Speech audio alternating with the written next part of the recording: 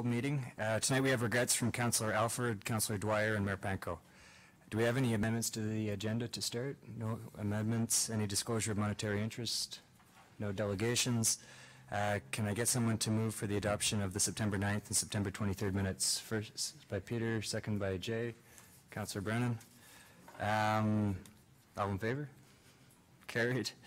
Do we have any CAO directors' reports tonight? Two, Mr. Chair, starting with All right.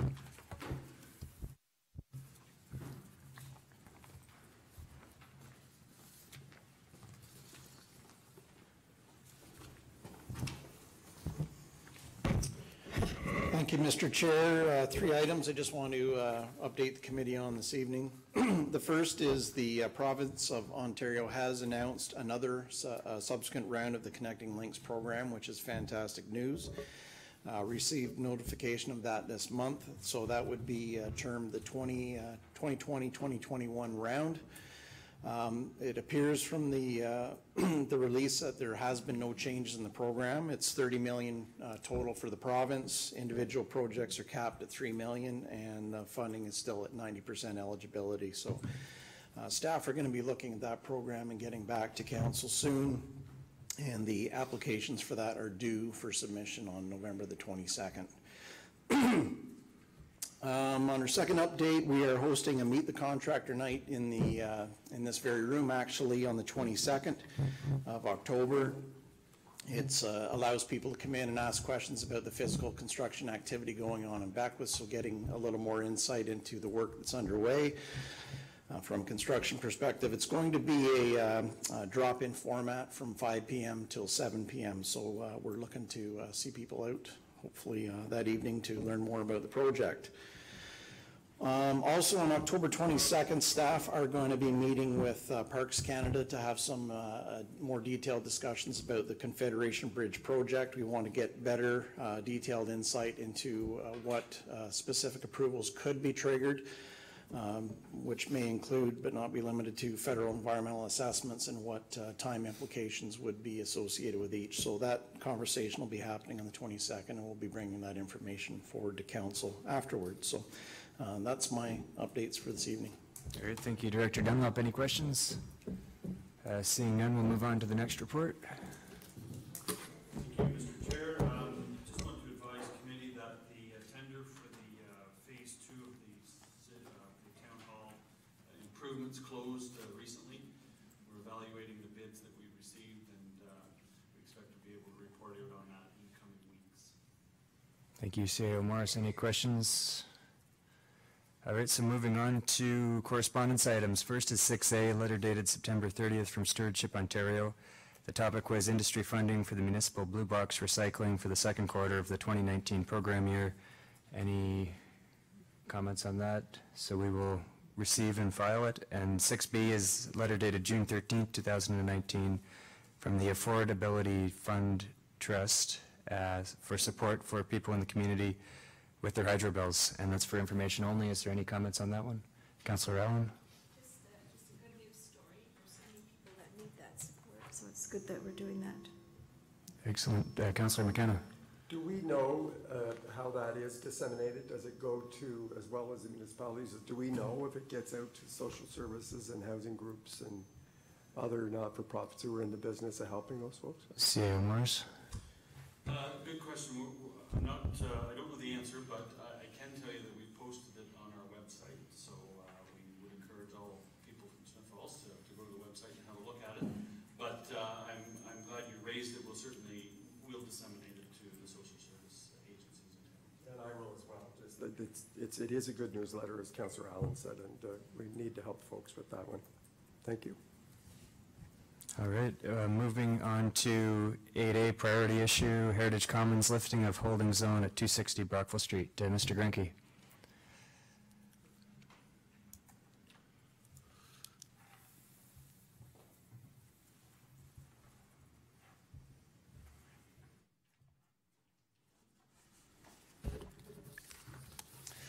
Thank you, Mr. Chair. Good evening, everybody. I'm bringing forward a staff recommendation to lift a holding zone to accommodate multifamily residential development at 260 Brockville Street. So just to provide a little bit of background on this, it's a roughly 3.4 acre property. It's right across the road from the Salvation Army Church, just down the road from the Settlers Ridge Mall. The land was bought by the Samir Group last year, and they intend to construct a total of three apartment buildings totaling 106 units at that property.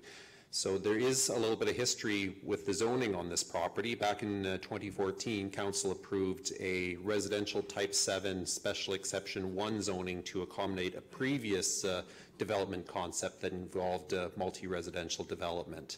So it wasn't the same as, it was done by a different developer. But through the public consultation process back in 2014, there were a lot of concerns about the overall residential impacts in that area, and most specifically related to traffic. So council approved a zoning back then that rezoned, that accepted the principle of the R7, the apartment building zoning, however placed a holding provision on it, meaning that development can actually not proceed on that property until conditions set forward by the town are completed. So a holding zone is a planning tool that we have under the Planning Act that allows it. It's the closest thing we have to conditional zoning. So it gives the proponent comfort that we support the use in principle, but doesn't actually allow the development until those conditions are met. So we approved a holding zone earlier this summer on Pearl Street. So in this case, the property was sold to the Samir Group last year, and they've advanced a development concept that was different from what was envisioned before, but still meeting the R7 zone. So as required, they've applied for a holding to lift the holding zone. They've also submitted a traffic impact study that was prepared by DJ Halpenny. That's been reviewed by Public Works staff and determined to meet the needs of the town and demonstrate safe access.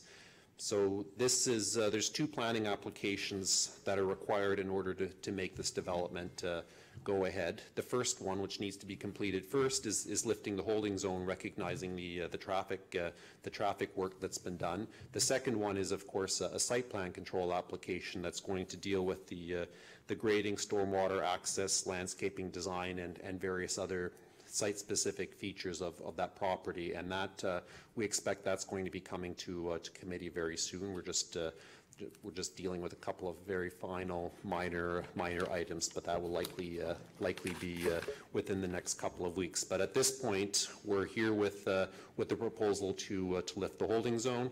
The Planning Act gives a requirement for us to notify those who participated in the process before. There isn't a wholesale notification of all abutting property owners within 120 meters. That was done back in 2014. So at this point, we just give notice of council's intent to lift the holding provision, and that was given about 20 days before this meeting. So it's the staff recommendation at this point that we be directed to prepare a bylaw lifting the holding zone for this property and bring that forward at the next available meeting. Are there any questions from council? All right, thank you, Carl. Councillor Brennan. Thanks, Carl. And as noted in the report, the Planning Advisory Committee also considered this and supports lifting the holding zone. It's exciting news, and can't wait to see it proceed. So I certainly support this. Thank you, Councillor Brennan. Councillor Allen. I understand that they're going to start, there's going to be 3 buildings, very similar, and they're going to start with the one in the middle. Is there a reason for that, or is it just best practice, or? So I don't know that's my understanding as well, that they are planning on starting in the middle. I don't know why. The proponent who's advancing this application, Mr. Samir, is here in the audience, so with the chair's permission, perhaps he may have the opportunity to respond.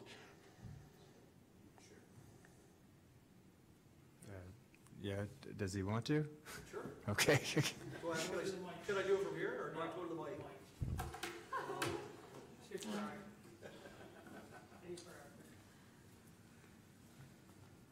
Good evening, ladies and gentlemen. I'm getting used to speaking publicly, not as much as Mr. Panko, but very close. What was the question again? Sorry. I was just wondering, Chris, what the reason for this, the first of the three being in the middle, is it just for aesthetics?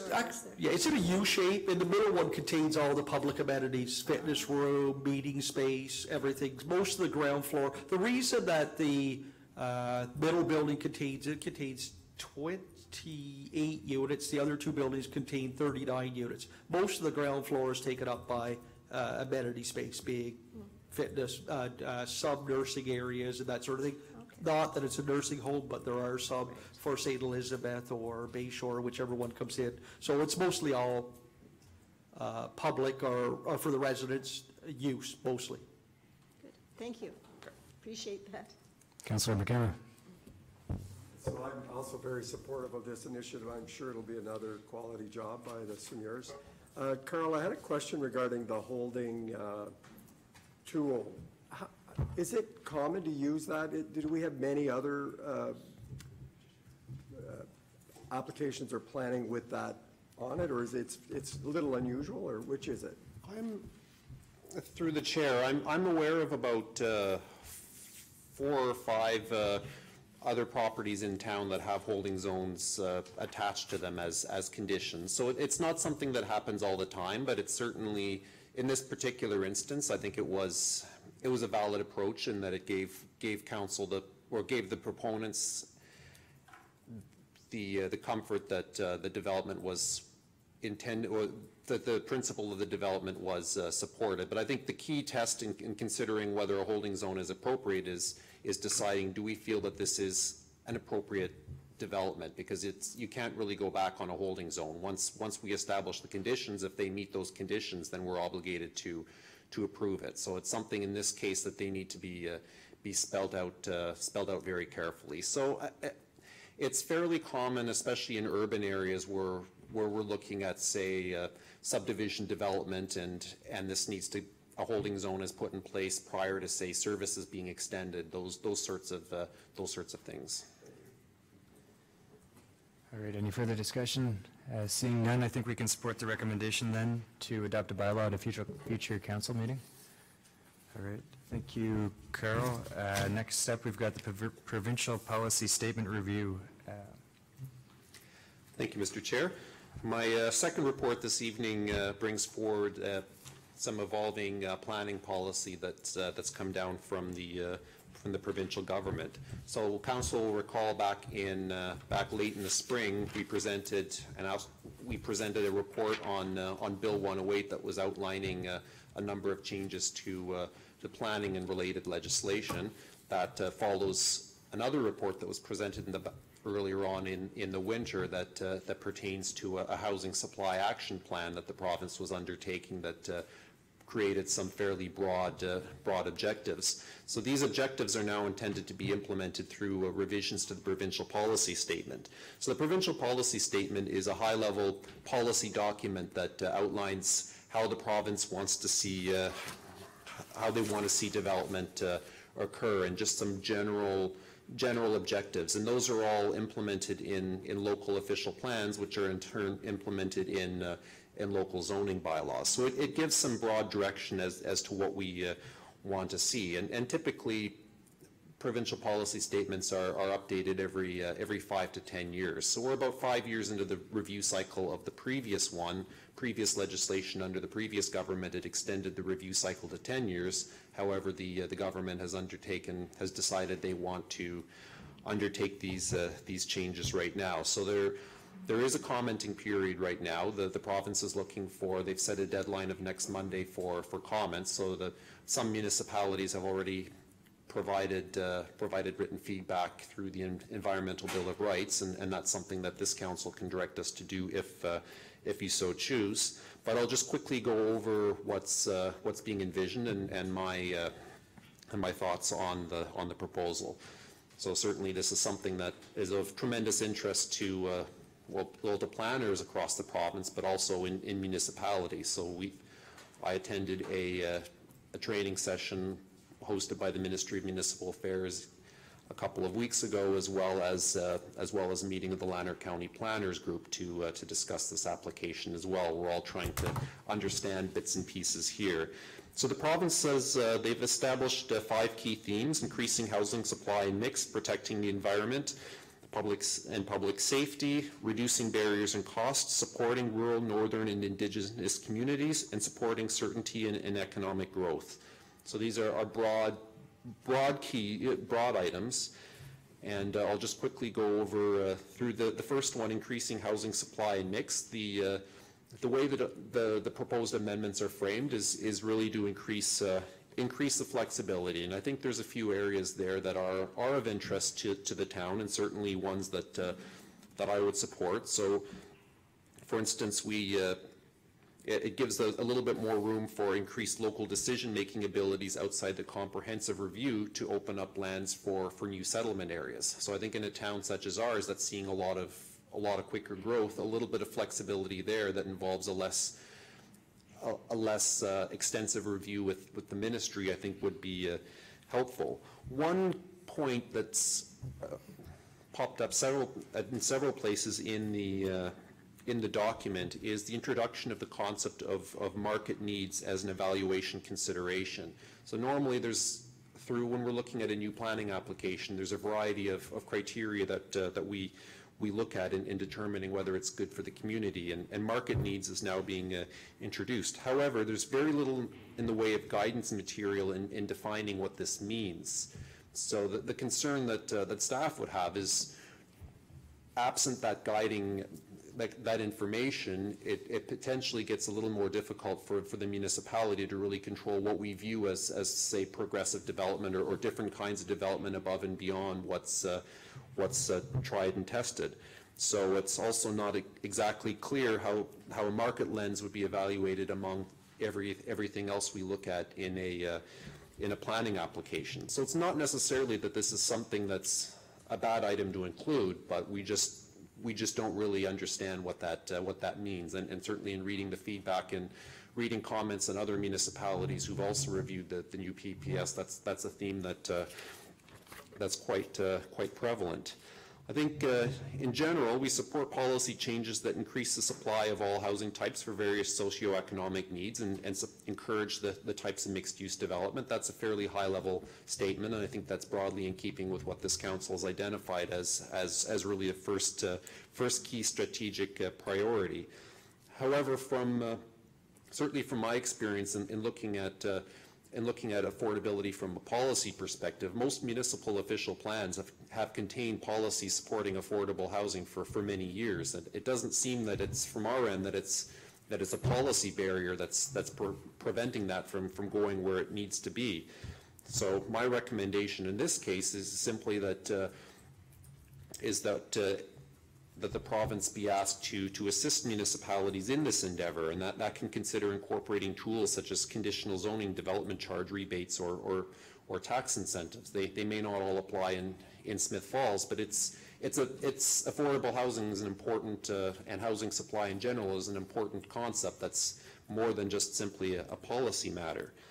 There's also a new provincial policy that incorporates long-term care homes and similar forms of housing in a more broad sense that's currently provided for in current planning documents. So that's an interesting policy, and if that's implemented, if that comes forward, is implemented in our official plan and then the zoning bylaw, it may, for instance, take the form that say nursing homes or long-term care homes be permitted as of right in low-density rural zoning. And that certainly has potential impacts on overall neighborhood characteristics. So council will recall we had an application earlier this summer for a long-term care facility, and we had a close look at the project, at the property, and made and decided that in this particular instance it made sense, so we approved it. However, in some cases, in some situations, some locations that may not make sense. So I would hope, and without a lot of detail in the wording of the PPS, I would hope that municipalities would have the ability to regulate the different densities of housing options within our residential zones. Protecting the protecting the environment and public safety is another key point. I've noticed a little bit of an evolution of the language in there away from climate mitigation and more towards climate adaptation. And that's, I think, an increased emphasis on the importance of adapting to a changing climate is important, of course. We want to look at stormwater in all of our development decisions to make sure that they accommodate flooding and the more extreme weather events that we're all expecting to have. But some of the language that the focus taking it away on say renewable energy or diluting the language on renewable energy and waste management that's an interesting correlation, I guess, and that may in staff's view, it's in the town's long-term economic interest to focus on both mitigation and adaptation through effective land use planning and environmental strategies. Reducing the barriers and costs is a third point in the provincial policy statement. So I think we're getting on to page 4 of my report. There's a couple of one of the things in terms of creating the flexibility I noticed that's throughout in the document is changing some shalls to some shoulds, and that's anytime you're changing a shall to a should, that's a potentially very meaningful change, because then something no longer becomes mandatory. And in this case, it comes into play a little bit more when we're relating to the promotion of compact and efficient development in designated growth areas. So the softening of this language may impede Council's objectives in directing the pattern of development in the areas targeted to this. Another thing that another concept that the province is introducing through the new PPS is a requirement for us to identify and quote fast track certain applications to speed up the process.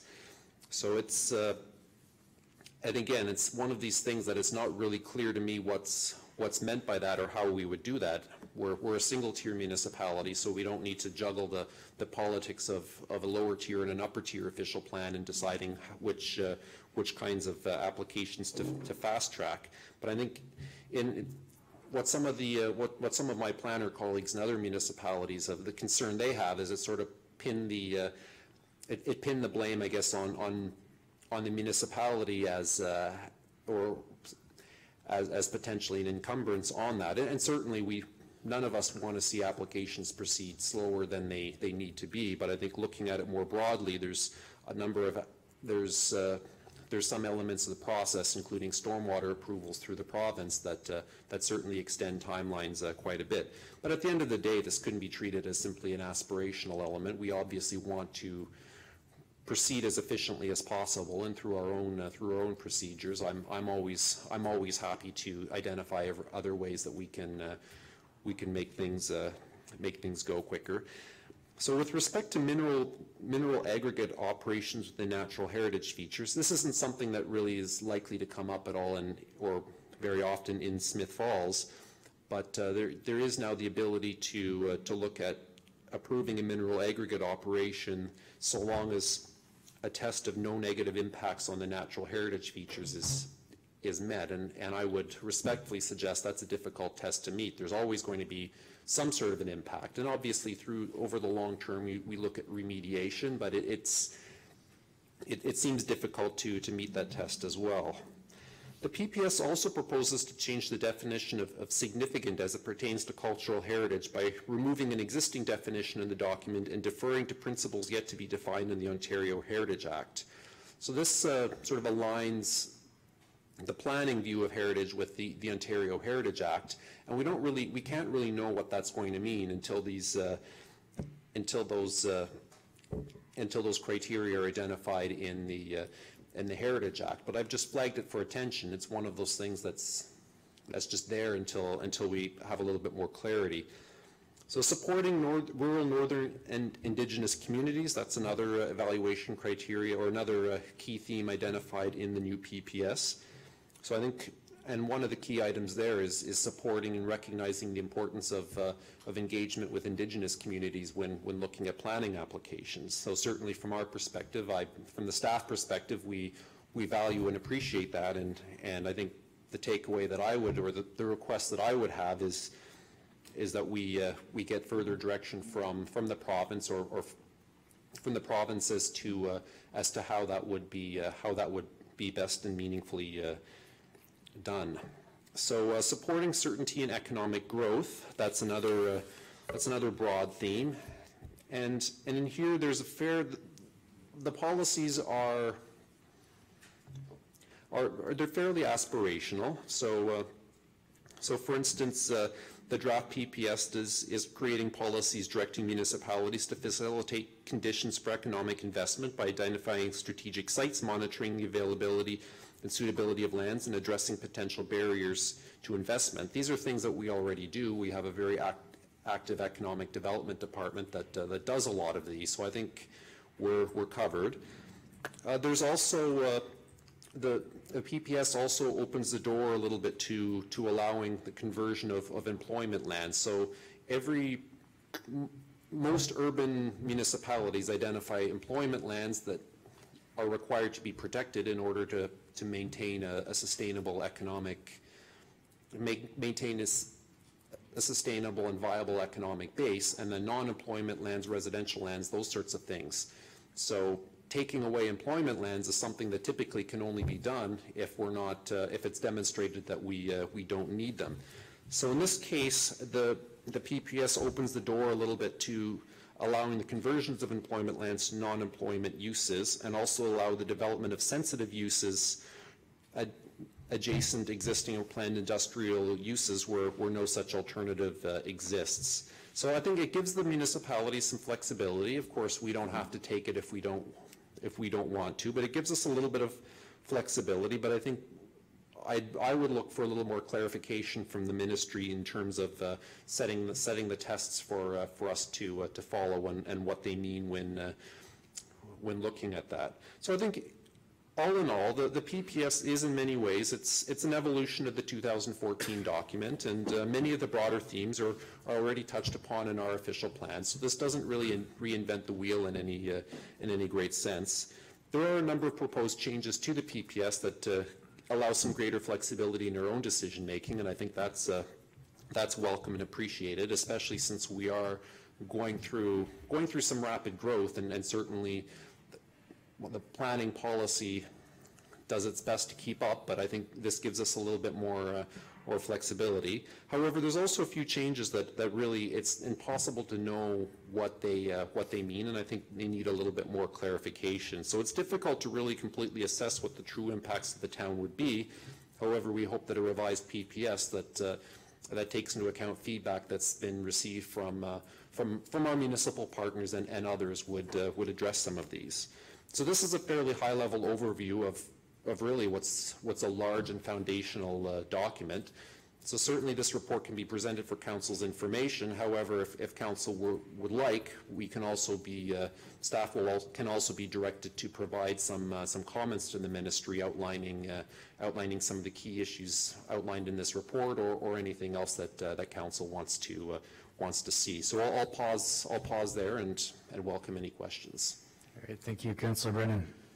Thank you. A question and then a comment. So the province is seeking advice from municipalities. Two parts to that. Are they asking any other stakeholders, i.e. AMO or on the private side?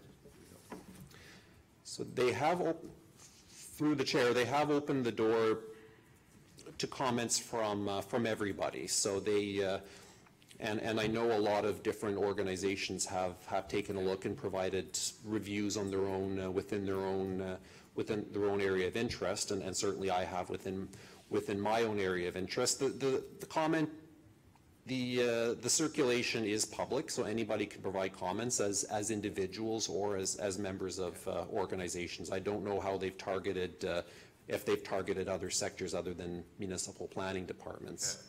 Okay. And part two would be, do we have any idea of a timeline for them to, because it's just 5 years now, there could be another 5 years as previously planned, so do we know when they may come down with an updated PPS? So that I can't say for sure. The draft PPS was released for comment back in July. They're looking for comments by October 21st. So, and I know through some of the meetings we've held, a lot of comments have come in, so I'm not, at this point, it's impossible to predict when a final PPS is going to come. We'll expect it's likely within the next few months. Where normally they are on a 10-year review cycle. In this case, the province has, they were at one point on a 5-year review cycle, which is hard to keep track of, especially with official plans needing to be reviewed at a regular basis. But it's, at this point, I don't know if this is going to last for 10 years or if they're going to do another one in 5. So finally, through the chair, just one more, just a question. And I want to compliment you on the report. And would it be fair to say that the draft PPS as presented to us is a positive step? However, there's clarification questions within there to get some surety of what it really means. And that's what this report's about. Through the chair, that would be my read on it. Overall, I think there's some good things in here for Smith Falls. It allows us some flexibility. It gives, we're not obligated as a municipality to do things that we don't want to. However, of course, if on the other hand, if the municipality, if council decide if we're dealing with an application that council decides is unwelcome, it may give us different, it may be harder for us to, it takes a little bit of certainty, I suppose, outside of the planning process. But I think, all told, I think broadly it's a positive document for Smith Falls, but I think before I can say that without reservations, there's a lot of things that need to be clarified or addressed. Yeah, so in my opinion, by all means, send feedback to the province to this, and i.e. through the report that you just gave, which was complete, and then ask pertinent questions. So I think we should get back to them before next week. All right, thank you, Councillor Brennan. Councillor Allen. No, I agree with my colleague. I was pleased to see the recommendation for municipalities to take action, fast-track development, because we need to do that. And I know there are a lot of restrictions around that happening in a timely manner, but I think we need to kind of address that, because we're at I think, housing crisis in our little town. I know that there are people who are phoning me and chatting with me, needing apartments or needing to buy a house and want to live here, and it's just sad that they end up, looking elsewhere because we just don't have availability of those sorts of things. I found it interesting about the solar, mounted solar being allowed in the agricultural areas. They didn't mention solar anywhere else. Is that something that's going to be looked at? Solar energy in buildings, like some of our government buildings, or? So there's, through the chair, there's certainly nothing that prevents us from doing that right now, and I would, it's certainly a matter of good practice and good economics to at least have a look at that. So no, that's actually one element I haven't, to be honest, I have not done a significant amount of in-depth research into the solar provisions here of the PPS. We should get back to them, and your report would be a good start at that, for sure. Thank you. Thank you. Councillor McKenna. Thank you, Carl. It was a very thoughtful and report. I appreciate it. I had a couple of, one question, and I need some clarification on another one. If I understand in the second section regarding climate change, that I had to read it a couple times. The previous PPS had municipalities, an emphasis for municipalities to mitigate in their planning the negative impacts of climate change. And then the new PPS is actually saying climate change is happening, prepare to respond, as opposed to lessening the impact. It's saying respond to it. You're going to be ready to respond. It's going to happen, as opposed to there's nothing we can do. And the previous one was maybe a little stronger on take steps now to lessen the impact of climate change. Is that? There's a subtle difference there, but that is a difference. Yeah, that's the sense I got in reading just the overall context and and some of the subtle wording changes. And certainly climate resiliency is a very important thing. One of the things that we certainly do have control over as a municipality in protecting our future residents and existing residents. But I would agree with you that seems to me like the broad, a bit of a tonal shift, I guess. So my question to my colleagues is, because the tone of this is as Councillor Brandon noted, it is generally positive, and that's a good thing. There's some good news in here and some good changes.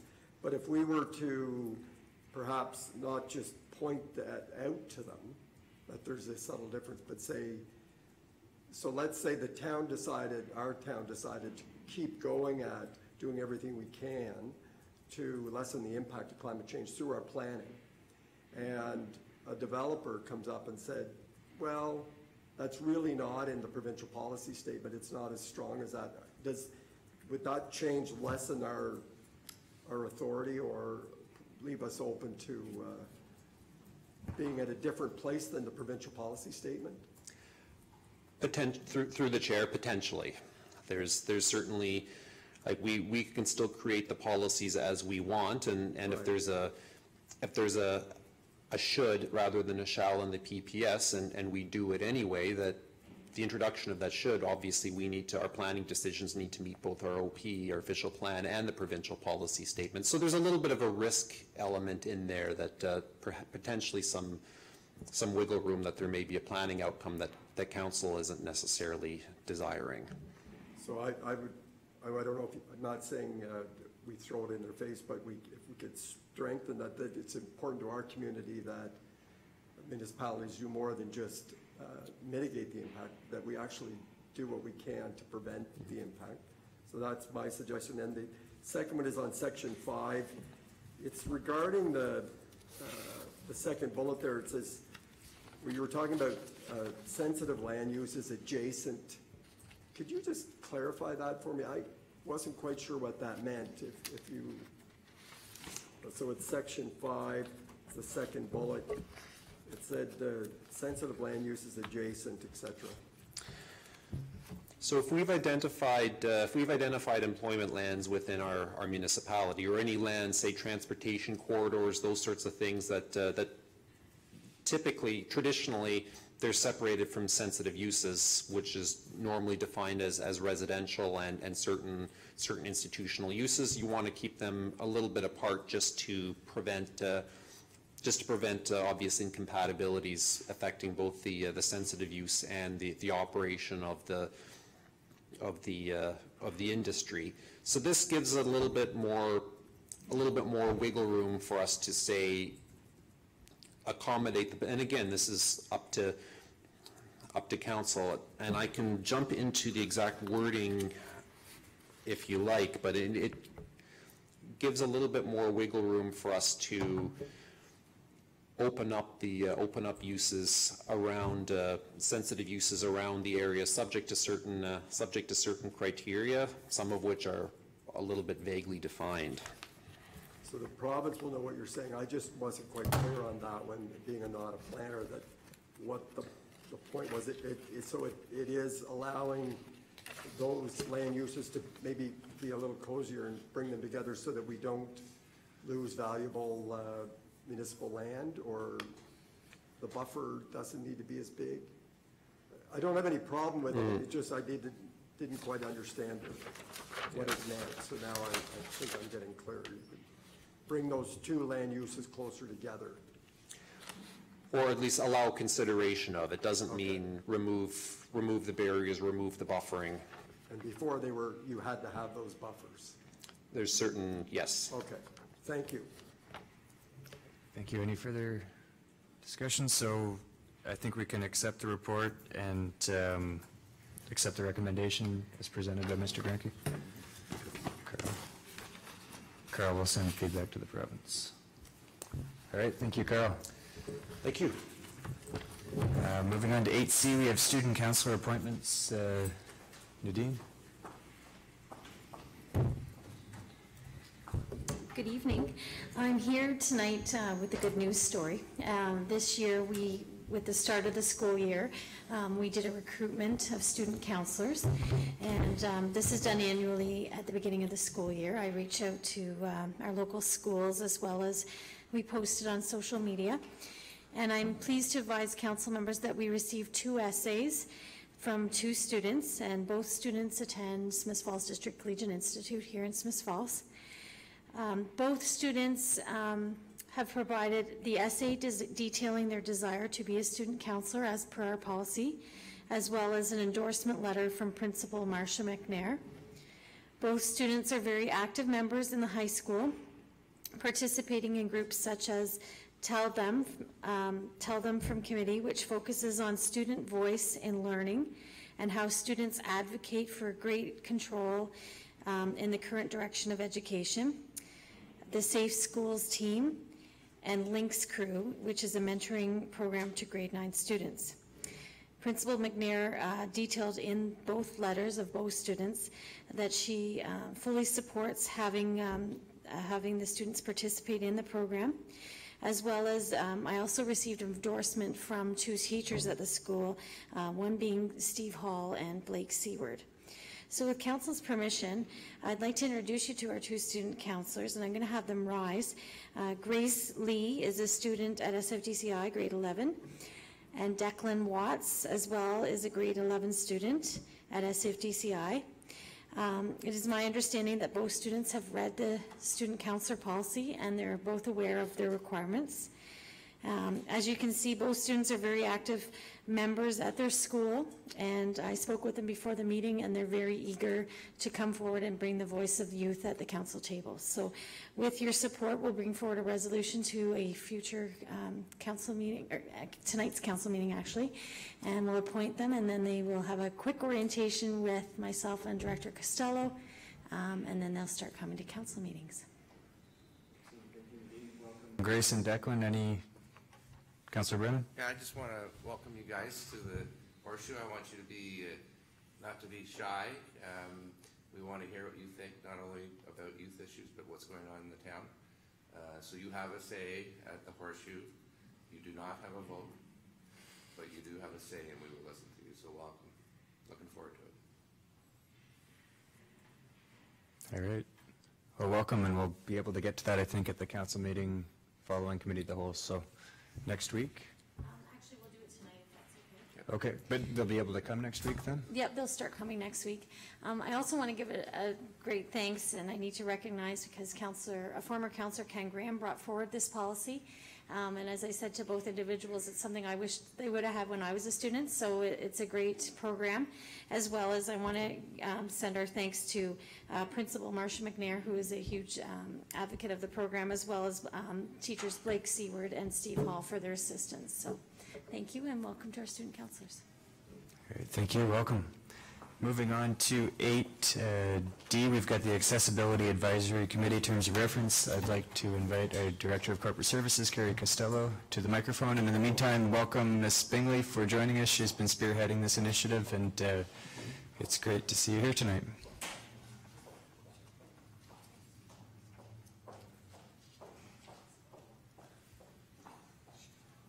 Thank you. I'm bringing forward tonight a draft terms of reference for council to consider. As you'll remember, Ms. Lucy Bingley attended the July 9th, 2019 Committee of the Whole meeting that was hosted here in the arena, and asked council to consider having a accessibility advisory committee. Council was very receptive to that idea, so staff have come forward with this draft terms of reference for your consideration. As council will recall, this is not part of your strategic plan. Our strategic plan is quite aggressive in the timelines, but we did want to accommodate this request because it is very important for the town hall and the municipality as a whole. So we've developed this terms of reference kind of as a phase one. So the mandate for this committee would be to do the base documents, some supporting policies, the annual reports, and to monitor federal and provincial directives. In the next term of council, we'd be looking at amending the terms of reference so that we would meet all the requirements of the AODA. So this is phase one of this group. I've outlined both the mandate for this term as well as some of the items that would form the second Phase 2 mandate for that committee. If council has any questions, I'd be pleased to take them. As you can see from the draft terms of reference, there is the same as the housing strategy or the housing task force. There's voting members. We have up to 2 members of council, one of which can be the mayor. We have 5 members of the public, and that would be people with disabilities, as well as 2 citizen volunteers. This would be vetted through our appointment process that we have. There's an application for people to fill out, and then they are reviewed by council before appointment at a committee of the whole meeting. It outlines the responsibilities and obligations of the members. The term of this membership is concurrent with your term of council. We've put a minimum of 6 meetings per year. That's up for discussion if council wishes to change that. Again, there's a quorum provision as well as definitions in the draft terms of reference. Again, I'd like to thank Lucy. She's the one who provided the draft terms of reference of what this document is based on. So if there's any questions, I'd be happy to take them. All right, thank you, Director Costello. Councillor Allen. Thanking Lucy for the work she's done so far for us. Accessibility is something that for the last 9 years we've been talking about. I know when I was council rep on the DBA, one of the hardest things that we were looking for answers for was to how to make, when Beckwith Street is redeveloped, how do you make that link from the sidewalk to inside the store? Because our stores usually have steps at this point, and what are we going to do about those kinds of things? I liked very much what Lucy brought forward, the terms of reference, and I wondered why in our draft that you've given us, we took out 5.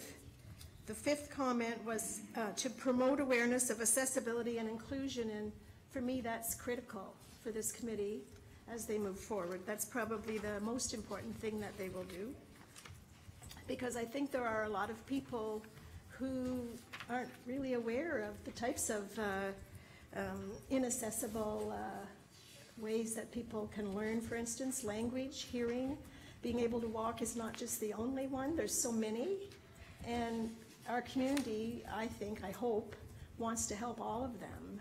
And so I would like us to add that. I'm not sure why it was taken out. Is that included, Councillor Allen, in the vision to improve the accessibility of Smiths Falls by removing existing barriers over time and preventing new barriers from being created?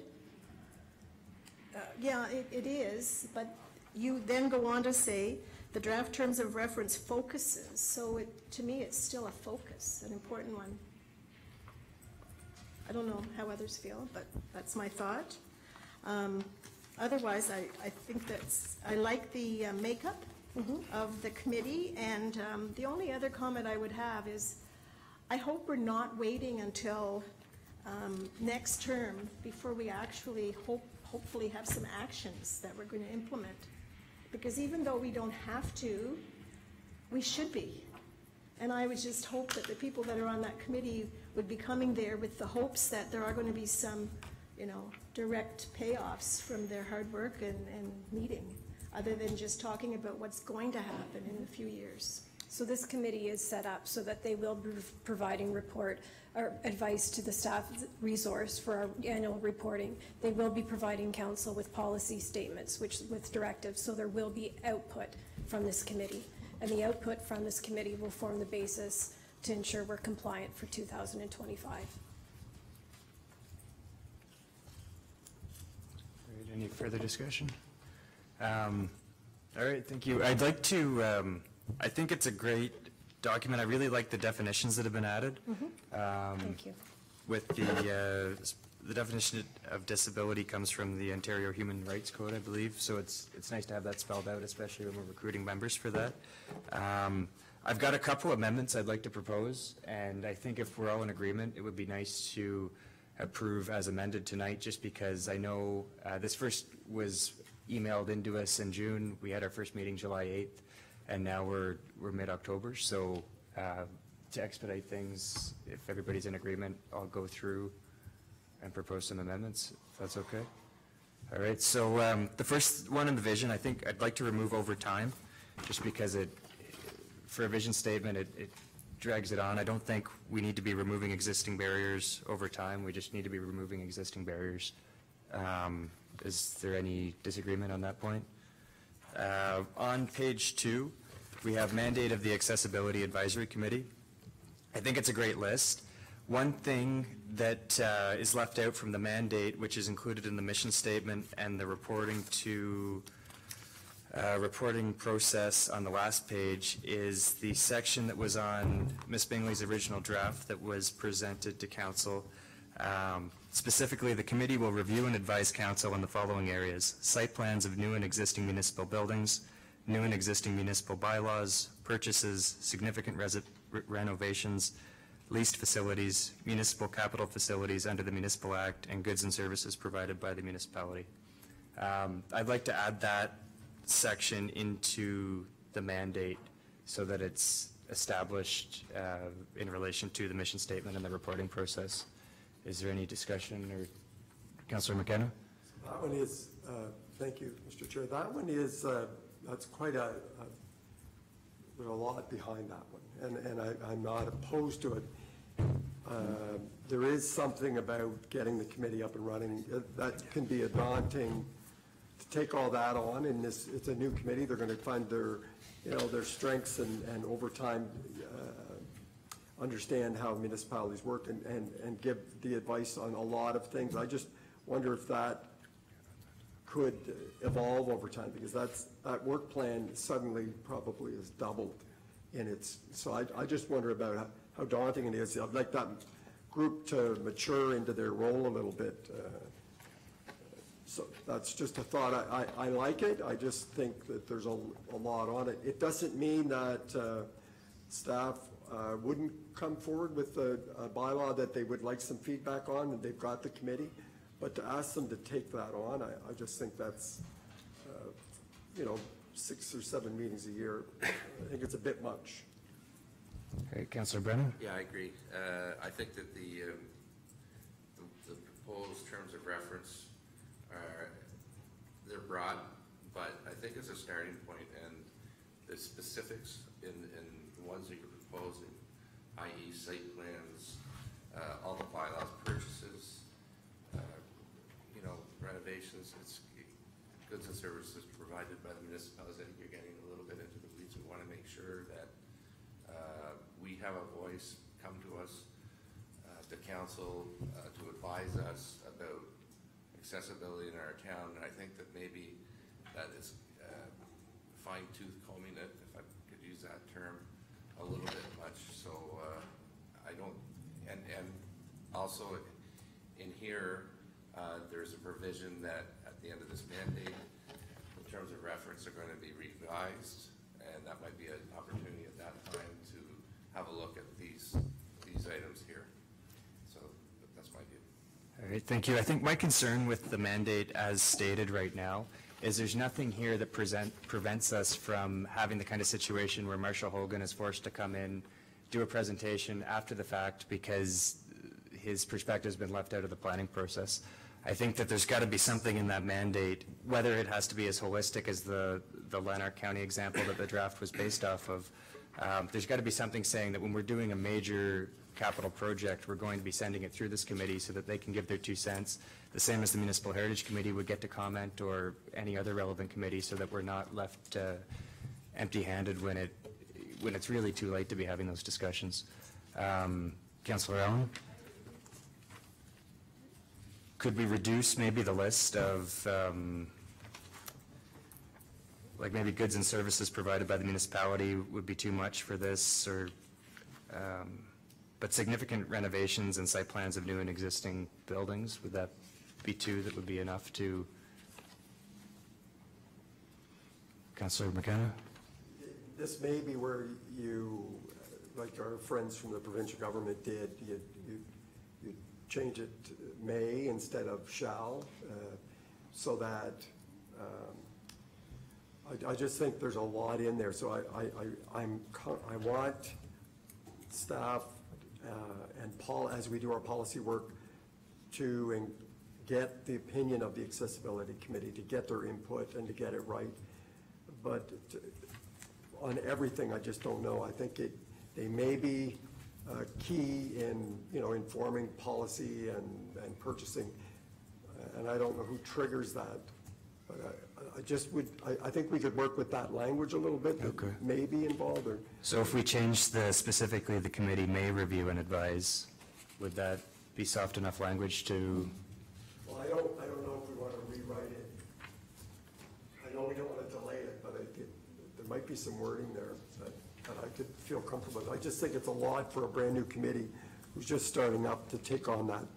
I'm, a year in, and I'm still learning at the hundreds of regulations and rules that govern municipalities. And it's complex business, and I'm not there yet. So I just know there's a learning curve, and I think that at the point of maturity of any new committee, they will hit that, and they'll be at a position of strength. But I don't want to rule out going and using that, the important stakeholder group. But I don't know what their language is just yet. Okay.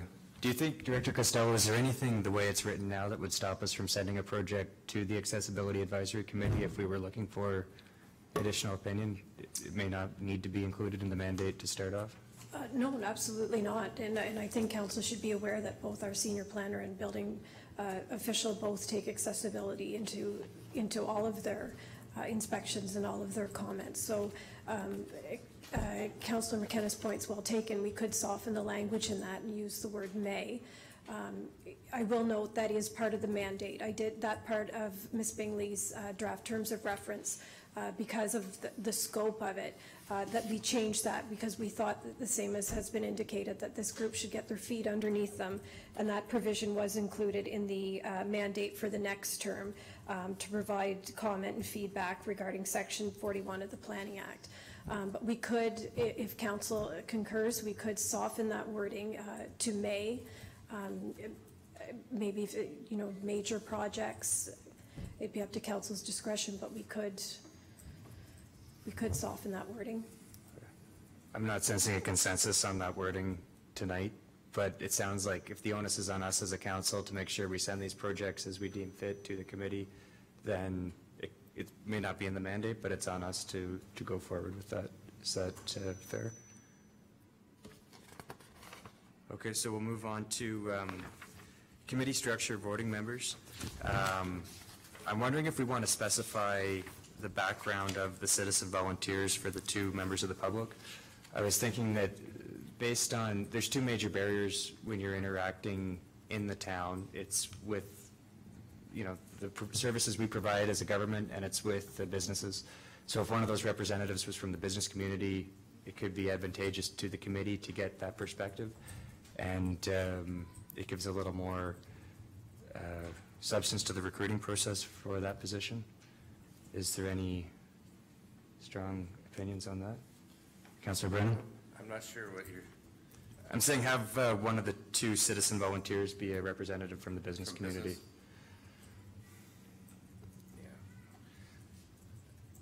Yeah, it's difficult to get people to sit on committees. I know that, and I know that the committees, the people that want to come and volunteer and give their time,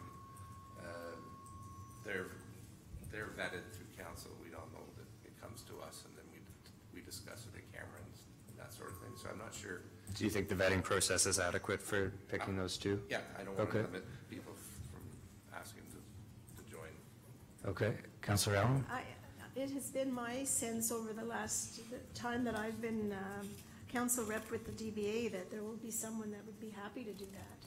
I know that they're wrestling with that, the store owners especially, but even people who have businesses, I think one of them would step forward. I don't see anything wrong with suggesting that would be helpful. Okay. So do you think we should specify it, or do you think we should deal with it through the vetting process as we receive the applications? Well, you could say citizen volunteers, residents of Smiths Falls, preferably one being a business owner or yeah, that would be part of the DBA or something of that effect. I mean, okay. The DBA is going to be a critical piece as we move forward to begin with, right? Exactly. We want that area to be accessible, so you would think, I don't think you'll have trouble getting someone that would want to do that. might have to fight for it, but I think people are very anxious to make the DBA accessible. Okay, so is that wording, is there consensus for that then? To have preferably a member of the business community? Okay, under committee chair and vice chair, second paragraph, there's a sentence that the chair provides leadership to the committee, ensures that the committee carries out its mandate, and acts as the primary liaison between the committee and staff. The way I read the staff liaison position is that they're intrinsically the primary liaison between the committee and staff, but the chair would be the primary liaison between the committee and council. So to change that word from staff to council.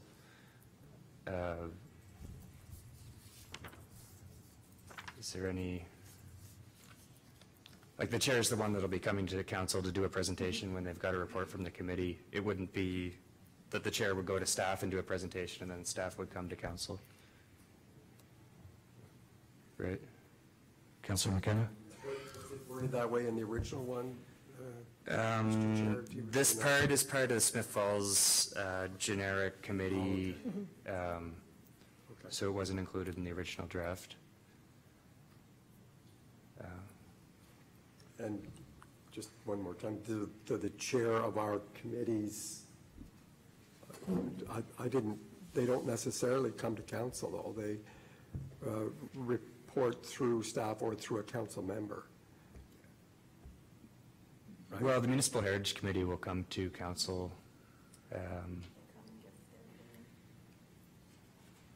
Yeah, I don't know. Does it matter? It reads like a typo when it's saying the primary liaison between the committee and staff. When there is a primary liaison, it's the staff liaison. Councilor Brennan? Yeah, the council reps on the committee should be the reporters to council.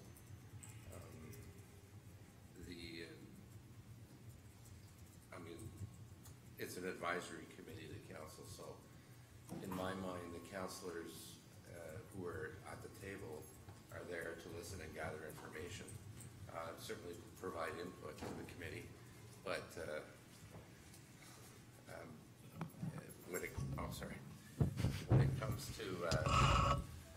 when it comes to reporting back, then the councilors come back to council and say, there's an accessibility committee meeting last week, and here's what happened, and that sort of thing, and then take questions. So I think the councilors at the table should be the reporter back to council. Okay, so we'll leave that the way it is then. I'm not seeing a consensus to change it. In the last paragraph of that section, last sentence, or second last sentence, it says if the vice chair becomes vacant, there's a typo in chair that we can fix. Then in responsibilities and obligations of members, last paragraph, second sentence, should the committee with to comment on an issue, I think that with to can come out. Just another minor thing. In this version, it says there will be a minimum of 3 meetings per year. The original draft provided by Lucy was 6, and I'm wondering, I think for a new committee, 6 isn't very many in a year. Is it possible to return that to 6 to make sure that this gets off the ground? Is that okay? 6. Yeah, please. For quorum, right now it says a majority of voting members shall constitute a quorum. So there's the potential that you could have the 4, the 2 citizen reps, the 2 council reps, and 2 citizens with disabilities present, and there wouldn't be a majority of persons with disabilities sitting in on the meeting. So I think we should change that to a majority of voting members shall constitute a quorum, including a majority of people with disabilities, so that the AODA section 27 is still upheld. Is that okay? Councilor McKenna? Mr. Chair, you're saying that is a requirement in the ODA, the Act? Yeah, so it says, section 29.3 of the AODA says a majority of the members of the committee shall be persons with disabilities. But you could get into the situation where you've got a majority of voting members present at a meeting and still have quorum the way it's written now. So I'm suggesting that we make sure that we have a majority of voting members present are representative of citizens with disabilities, so that you know, I mean, they keep, they have the voting majority of the committee meetings. Councillor, or CAO Morris. Yes, thank you, Mr. Chair. I see where you're going with that. I would just submit it wouldn't be in contravention of the Act if it was left the way it is. Because the Act simply deals with the membership. The Act doesn't try and control The quorum of the specific. Do we think it's important to have a majority of voting members from that block of 5? Yes, it's important, but whether a quorum in any given year, you know, at any given time, I just think quorum, you just got to keep the meetings moving ahead. Everybody on the committee is dedicated and committed to accessibility. So I'm fine with leaving it the way it is. Okay. Or, you know. Okay, so I'm not seeing a consensus to change that, so we'll leave it as it is. Then there's, under staff resources, minutes and agendas, there's a small typo on the first bullet, preparing and forwarding meeting materials. Can I Yeah. also, public participation. Oh, yeah. Members of the public are not permitted. And then you corrected the chair on the other page. Yeah, and then there's actually in that second paragraph, any person wishing to appear before the committee as a delegation must submit a request to the municipal clerk's office advising of the topic item they wish to speak on. Councillor Allen, could I have you, the second paragraph, members of the public are not permitted to participate in committee discussions. So that's saying that members of the public who attend are most welcome to attend, but the discussion is the same as it would be at the council floor. So that people in the committee are allowed to speak, but only those who request delegations at the Accessibility Advisory Board are allowed to speak. I assume that. I corrected this though, because it did say and that made no sense. And not, Okay. not, or not. Sorry, yeah, that was the, That's why I changed it. Nope, that's fine. I just wanted to make sure that, that I captured that. okay, so then we have the they in the next paragraph, and then in the last, we've got the meeting materials under staff minutes and agendas. And if we're all okay with all those amendments, that's everything I had to come up with. Sorry for taking it into the weeds. I think it's important to get it done tonight. So I do have a timeline set out. If council, we can make those changes first thing in the morning. If council wants to proceed with the adoption this evening, the mayor and I will not sign it until these changes are made.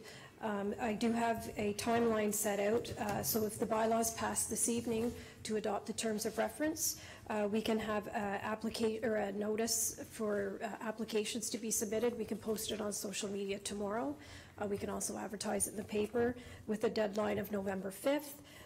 We can bring applicants' names forward to the November 12th Committee of the Whole in camera for council's consideration with formal appointment on November 18th.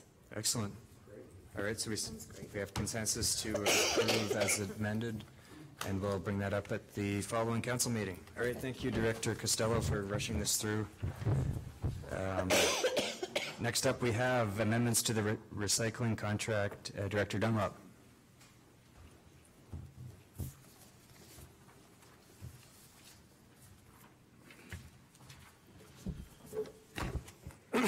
Thank you, Mr. Chair.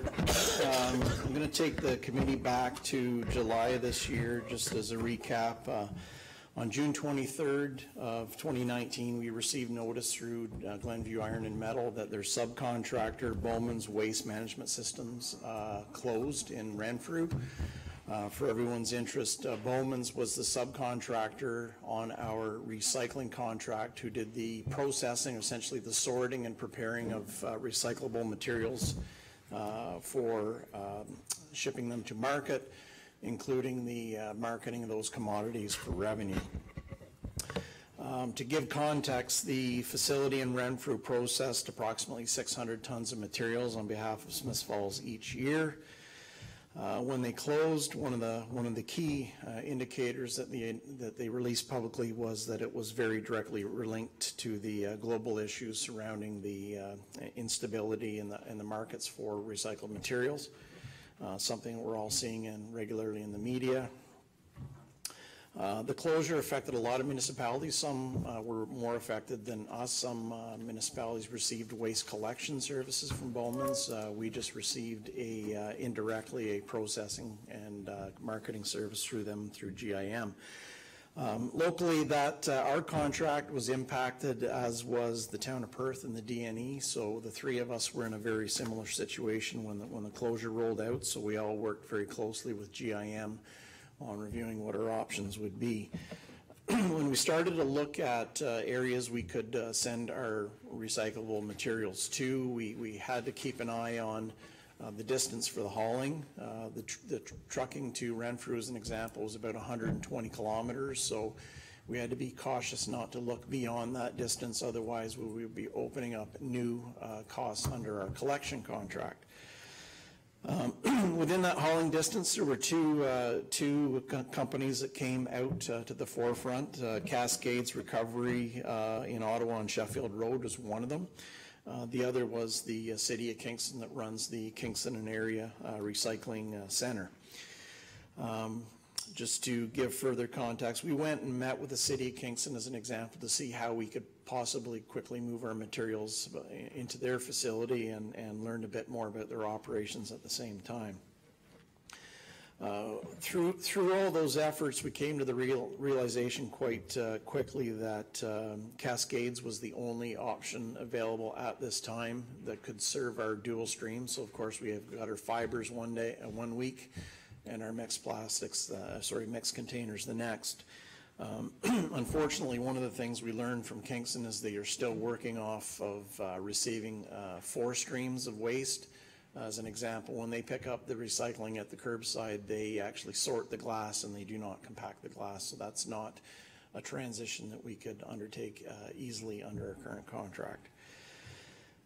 When Bowman shut down, we were paying approximately $130 per ton for we'll call it the mixed basket of goods for processing. Through our research, through our municipal waste group with our partners, we've identified that those costs in the current market are in the range of $200 to $250 a ton. So the cost of processing and moving these materials to market is getting more and more difficult with fewer markets out there to accept them. Cascade has been helping us move along and continue our service. That was the core focus of staff when this announcement came, is that there was no disruption in service. But as we move further into 2019, we do have to make formal changes under our contract with GIM. The report before you identifies that we are looking to bring on Cascade. Now, they are not formally identified in our contract, but what we would have to do is make an amendment in our contract that would move from fixed price for processing, because Cascade has identified that they will only do variable pricing for processing, and they are not able to issue revenues for the materials because the markets, in their view, are too erratic. Moving forward, when you look at the situation that's been created, again, what happened at Bowman's was very unfortunate, but I think it's a symptom of a larger issue in the industry. Right now, we're looking at increasing our cost to process these materials at $20,000 in the 2019 year. We're also looking at, as I mentioned before, moving towards a no revenue contract. Our current contract with GIM wraps up in May 30th of 2020, so we're getting very close to the end of the contract, and at sometime early in 2020, we're going to have a discussion about our option to extend that contract for a year. So. DNE, or Drummond North Elmsley, and Perth have moved forward with their alterations to the contract. We are moving forward as well, following suit. We think at the staff level, we feel it's the best solution to our municipality at the given time. And you'll see in the recommendations before you this evening that we're looking for essentially approval to execute an amendment to the contract. That we permit, or we move towards, a variable processing price per ton with a no revenue payable clause, and that those amendments be retroactive to June 24th. And again, that's the point in time when we lost the service initially. So that's staff's recommendation before the committee tonight. Thank you, Director Dunlop. Any discussion? Councillor McKenna? Thanks, Director Dunlop. It's a really unfortunate situation. The contract we have is with Glenview Iron and Metals, and then they have a subcontractor, had one with the company in Renfrew, and they're proposing one with Cascade. So we are not entering in a contract with Through the chair, that is correct. We do not have any direct contract relationships with the processors. Interestingly enough, Cascade was the processor when the contract was signed in 2015. At that time, we moved to Bowman's. Many others did as well because it was had improved marketing opportunities there, and it's since now obviously we're seeing come full circle back to Cascade. So again, no direct contract relationship with Cascade. And if I may, Mr. Chair, just a couple more. Is there do we have a standard clause in our contracts that cover, like, is there something that says in the event of, I'm assuming there is, and whatever that clause is, this would be in keeping with that? Yeah, through the chair, essentially when there's alterations either in the broader market or in this case a bankruptcy of a subcontract provider, that would trigger the negotiation clause in the contract. If in the event we weren't able to reach an acceptable negotiated arrangement, it would kick us into an arbitration procedure. So. Yeah. And finally, if I may, the $20,000 in additional costs for this year, out of a total cost of what does that look like as a percentage or as a? Just to give context, we paid $68,725 in 2018 as an example to process our goods. So okay. Just to give you a scale for a full calendar year and approximately 600 tons. So, finally, I guess this is really the fun one. The market is volatile. It's uncertain what the long term is.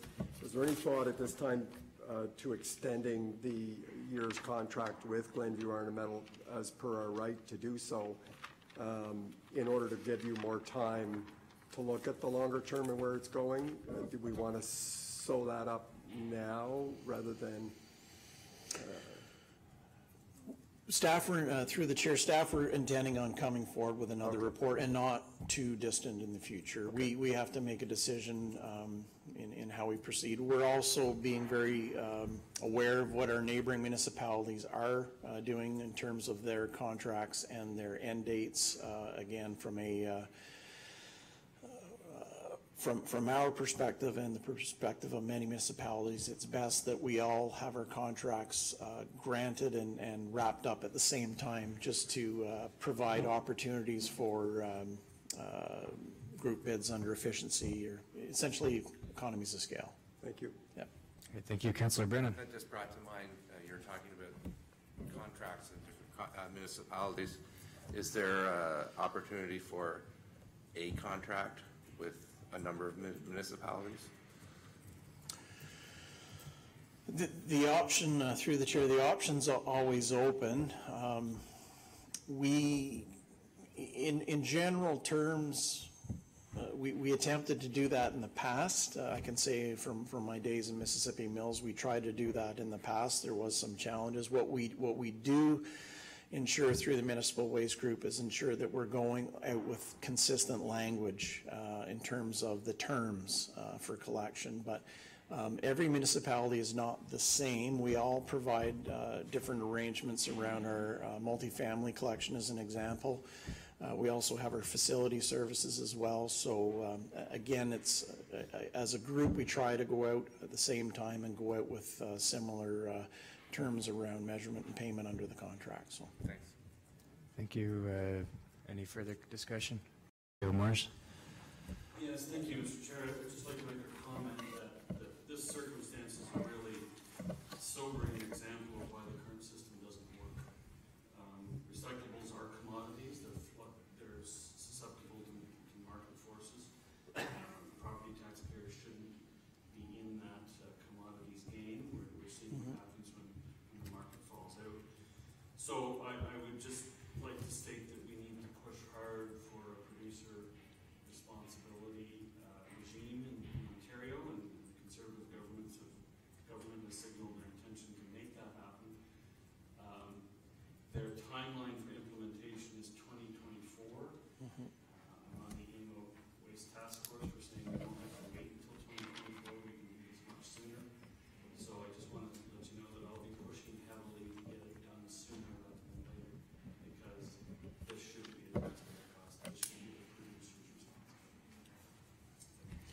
you, Sam Morris. I have two quick questions, Director Dunlop.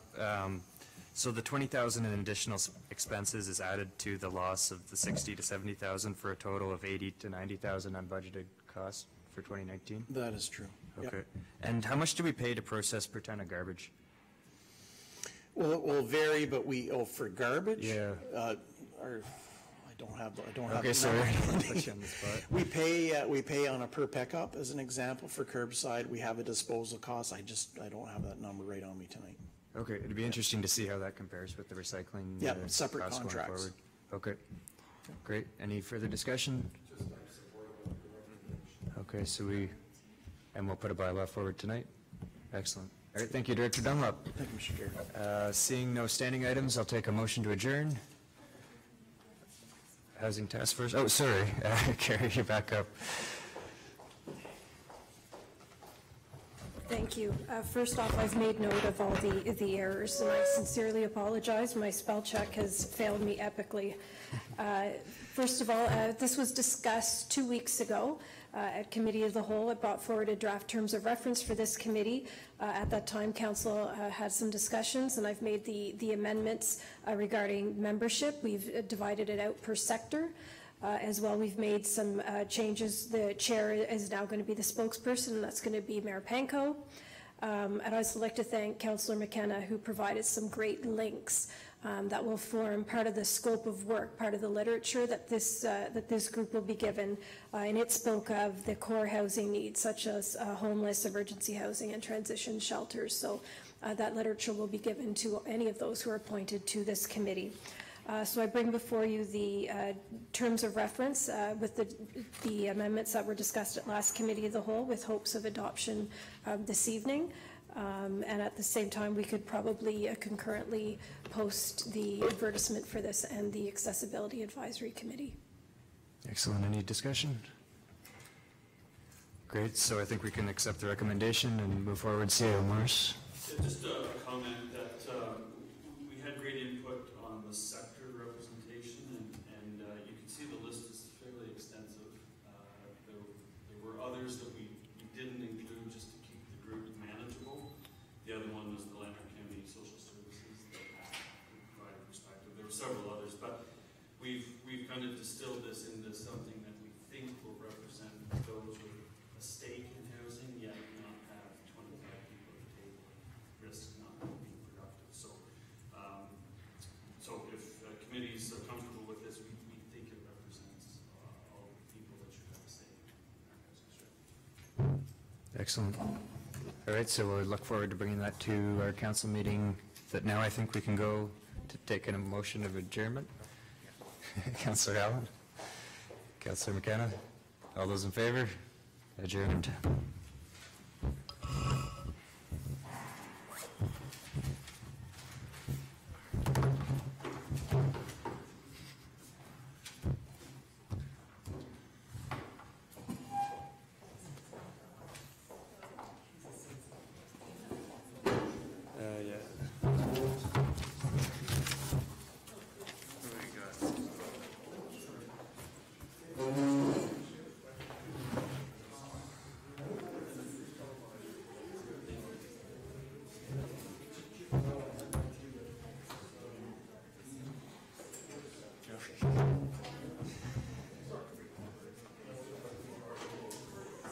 Trying to kill me? Why? You go. Hey, how are you? Good, how are you? Not a big crowd tonight. Yeah.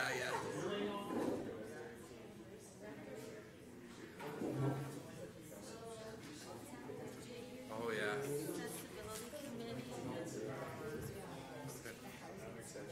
Yeah, it's coming though. I mean,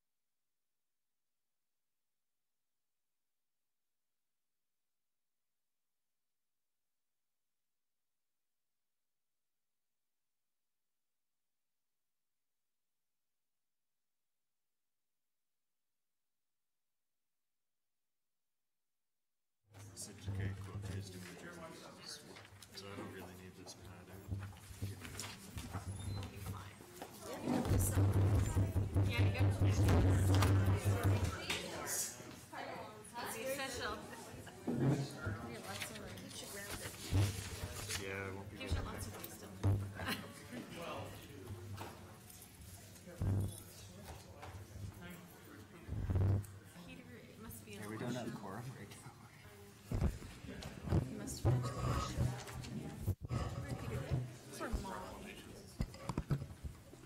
Thanks, Troy. Oh. So last night I watched some of Leamington Town Council, and they talked about a giant tomato.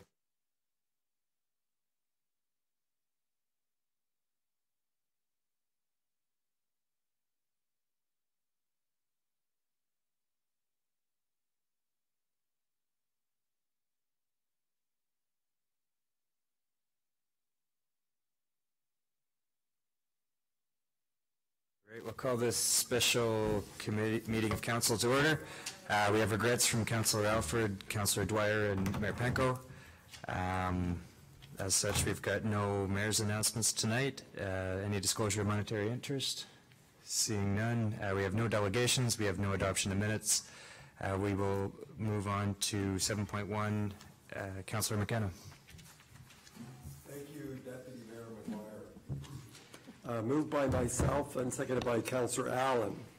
Bylaw number 10083-2019, that a bylaw to amend bylaw number 8771-2015, being a bylaw to authorize an agreement with Glenview Iron and Metal for collection, haulage, and processing of recyclables, be received and read a first time and taken as read a second time.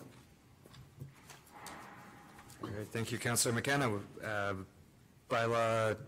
That a bylaw to amend bylaw 8771-2015, being a bylaw to authorize an agreement with Glenview Iron and Metal for collection, haulage, and processing of recyclables, be received and read a first time and taken as read a second time. Councillor McKenna, we'll start with you for discussion. Thank you, Deputy Mayor.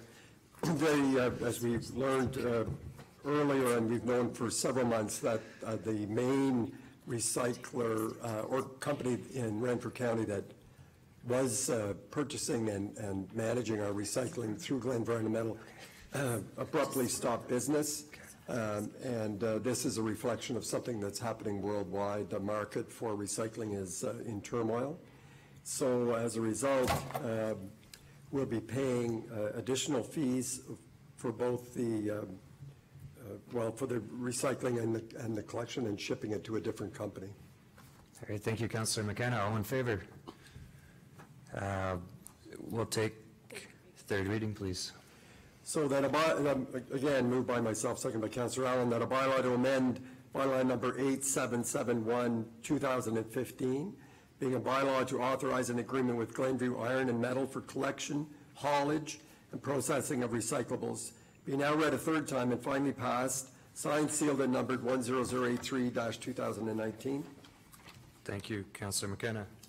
Third reading, that a bylaw to amend bylaw 8771-2015, being a bylaw to authorize an agreement with Glenview Iron and Metal for collection, haulage, processing of recyclables, be now read a third time and finally passed, signed, sealed, and numbered 10,083-2019. All in favor? Carried. All right. We will move on to 7.2. Councillor Brennan. Thank you. Moved by myself, seconded by Councillor Allen, that a bylaw to adopt the Accessibility Advisory Committee terms of reference for the Town of Smith Falls be received and read a first time and taken as read a second time. Thank you, Councillor Brennan. Okay, bylaw, any discussion? Yes, this was just discussed in our committee of the whole meeting, and I want to congratulate staff. Close enough to the mic, apparently. Congratulate staff for putting this together, and I think it's an important step forward for the town, and something that is actually going to be we need to do before ongoing, but certainly before 2025. So, big step. Thank you, Councillor Brennan. That a bylaw to adopt the Accessibility Advisory Committee terms of reference for the town of Smith Falls be received and read a first time and taken as read a second time. All those in favor?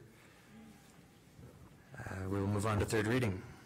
Thank you. Moved by myself, seconded by Councillor Allen, that a bylaw to adopt the Accessibility Advisory Committee terms of reference for the town of Smith Falls be read, signed, sealed, and numbered 10084, 2019.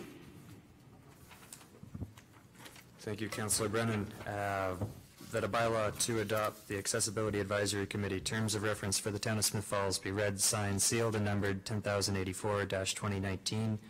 All in favor? Carried.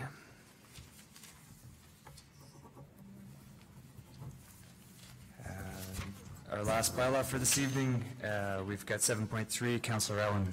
Yes, moved by myself and seconded by Councillor McKenna, bylaw 10085, 2019, that a bylaw to adopt the Housing Task Force terms of reference for the town of Smith Falls be received and read a first time and taken as read a second time.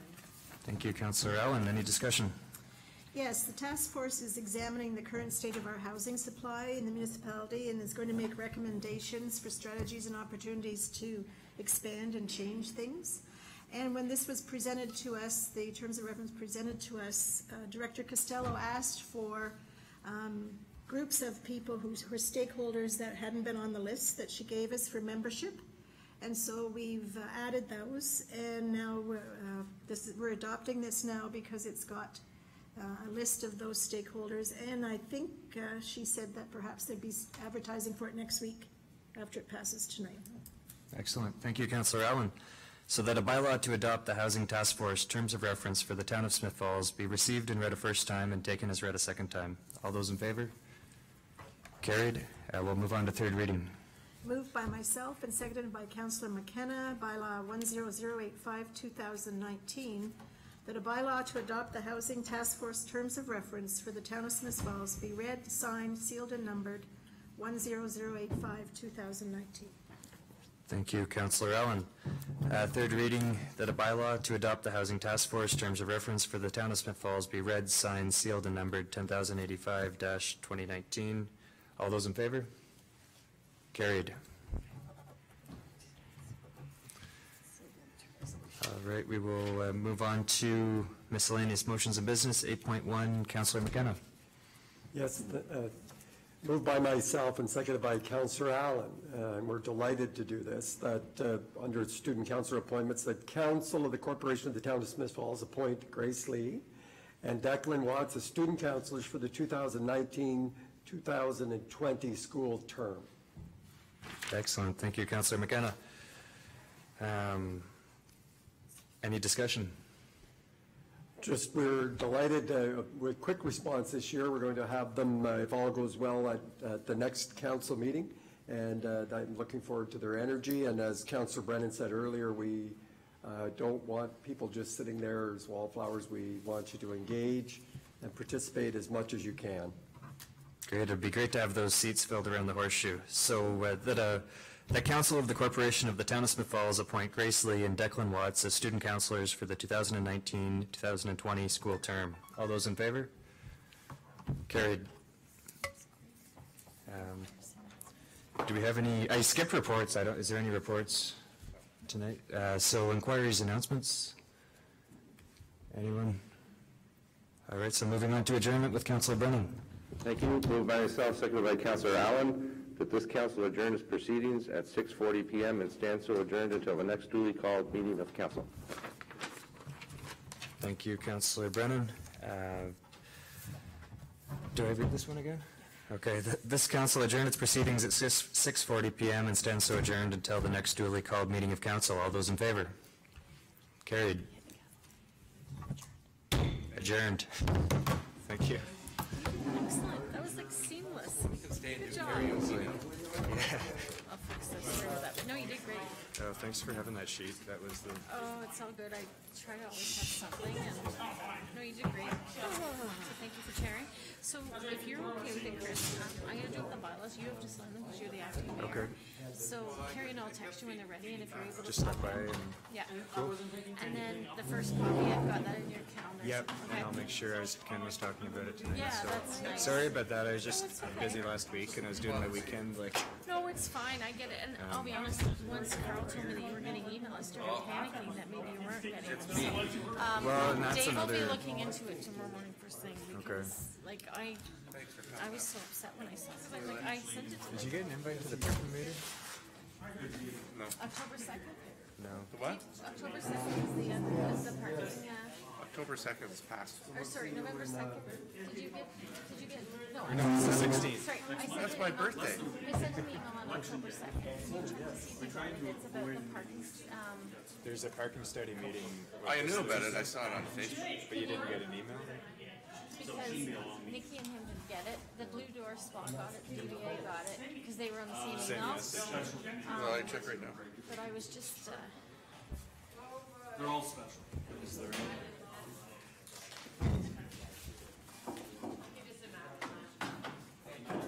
The second? yeah, Yeah. okay, he got it.